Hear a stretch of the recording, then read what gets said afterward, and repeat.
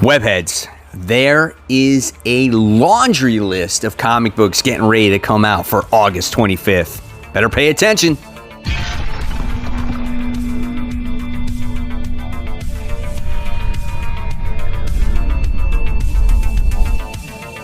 Hey, all my webheads out there, comic book fans, welcome back to Comic Book Corner 2.0. And fans, I am your host, Mike Spider Slayer, always helping you make decisions on what comic books to buy. And today, guys, I'm bringing you my top 10 most anticipated comic books for August 25th, 2021. That's right, guys. Hopefully this list helps you make decisions on what comic books to buy. And guys, there are a lot of books, so we better get started. But before we do, guys, if you want to become a webhead of my Comic Book Corner 2.0 YouTube channel, guys, just hit that join button right there on my home screen.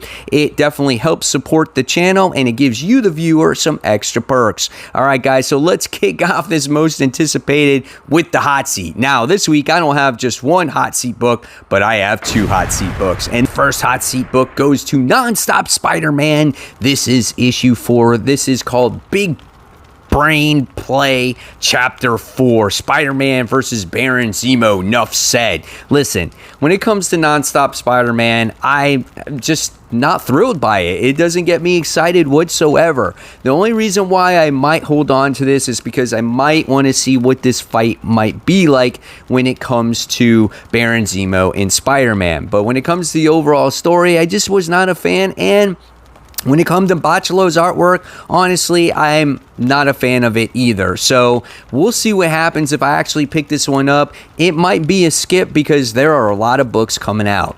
All right, so the next hot seat book is going to go to Strange Academy issue 12. Now, I have been enjoying this series, don't get me wrong, but this is another book that's been MIA for a little while, and to tell you the truth, I've forgotten about it. And this continues the story about Toth, who wound up getting murdered by in the last issue by one of the other schoolmates. And it's like, why would you interrupt this book in the middle of a story? Like, I think it's been 2 months since it's come out.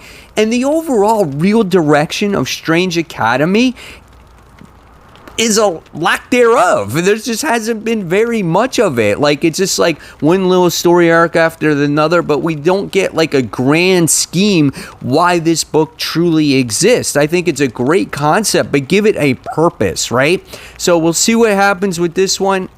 I don't know. I might pick this one up more than the Nonstop Spider-Man. So this one's 28 pages and this one's $4. All right.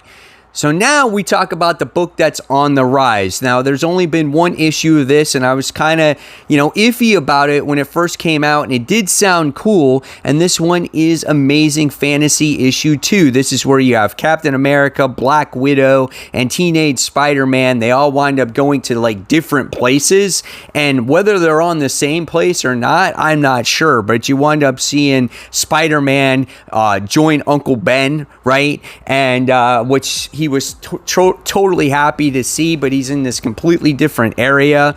It's a pretty cool concept. I'm not gonna lie, I love the artwork in this book as well. It looks like it's gonna continue to be a lot of fun. The cover art is nice. Interior art, like I said, is great. This definitely has potential. The only drawback on this one is it's a little bit more pricey for a 28-page comic book. This one is $5, so that's why it's on the rise, but it is not technically on the top 10. I don't know, but it is still a good read if you're willing to invest. All right, so now let's kick off the official 10, and let's kick it off with Barbarous. This is issue 3. The title here is like everything has gone to shit. That's basically what's happening. Now, Barbarous is a quite interesting little tale. I think it's only 3 issues long, and it's about this crazy barbarian who was like cursed by witches, and his axe was cursed as well. That needs to, gives him permission to kill, and he lusts on blood, which is kind of cool. And now he's teamed up with this witch as well. And in the last issue, it wasn't as strong as the first issue because it focused more on the sidekick character than the barbaric character, which is the main character that you really want to follow. But nevertheless, it was an interesting read. And after reading the first 2 issues, why would I not finish it, right? Hopefully they like make a volume 2 or they continue it, because I really think that this comic book actually has potential. This one is $32 pages and $4. It's definitely not a $32 comic book, right? All right. So coming in at number 9, we have Spider-Man Life Story Annual Issue 1. So Chip Zdarsky's hit with Spider-Man Life Story is back, but this time it's an annual story, kind of done through the eyes of J. Jonah Jameson. So I think that's kind of cool. I want to see that story. I loved Life Story, and I didn't think it was going to be back. So for Chip Zdarsky to kind of do a follow-up and do an annual on it, I'm all on board with this one. And Mark Bagley is going to do the artwork on this, so that adds to it. And this one is 36 pages, and this one is $5. All right, so moving forward now on this countdown, we go on to another Spider book, and this is number 8. And I think if I could flip-flop the two now thinking about it, I might. This one is Amazing Spider-Man issue 72. It's titled Sinister War Part 2. You have Sinister War, the main comic, issue 2, and then you have Amazing Spider-Man issue 72 titled Sinister War Part 2. It just doesn't make sense to me. But this side of the story seems like the non-action side. That's what I got from Spider-Man issue 71. You got a little bit of the backstory of what happened to Mysterio, but nothing really progressed this plot in issue 71. So we're going to see how Spider-Man continues to deal with all the different types of villains, the Sinister Sixes, and if it really does progress any more of the story. I don't like Kindred as a villain. I feel like he's forced in all these great villains that have been in through Spider-Man's history throughout the years, and he kind of puts a wrench in everything. And I feel like Nick Spencer thinks it's okay because it's Norman Osborn. No, it's not okay. He's been around just since your run, and he doesn't fit in with all those other villains. So I'm sorry, Nick Spencer. Don't like your character. I just want to see all the other villains. This book is 28 pages, and this one is $4. So moving on now to number 7. We have Thor issue 16. This is Revelations Part 2. This is a little story arc that's going on between the main stories of Thor. I really enjoyed the Donald Blake story. This one has to deal with Thor. He's having issues lifting the hammer. I think last time the hammer got stuck on his chest, and Loki was able to lift the hammer all the way off of him. So he's really having issues right now, being the king and the warrior, and that's why I feel that the Mjolnir does not find him worthy anymore. So it's continuing that story of Thor finding that balance between warrior and king. Great story here that Donny Cates has provided for us. This is legacy numbering 742, 28 pages, $4.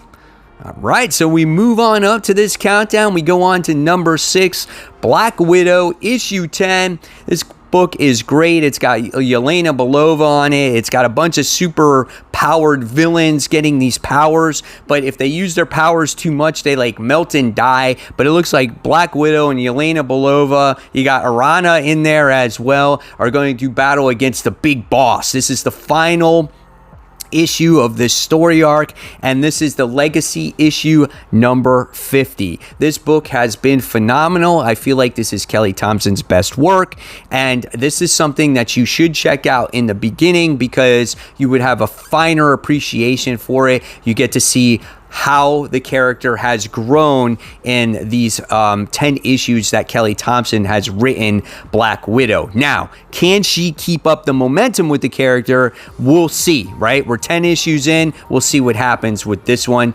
And like I said, legacy numbering 50. All right, next we go on to number 5, and number 5 goes to Wonder Girl. This is issue 3. This is called Homecoming Part 3, and here's the description. Let the training commence. Now crowned Hera's champion, Yara needs to start acting like one.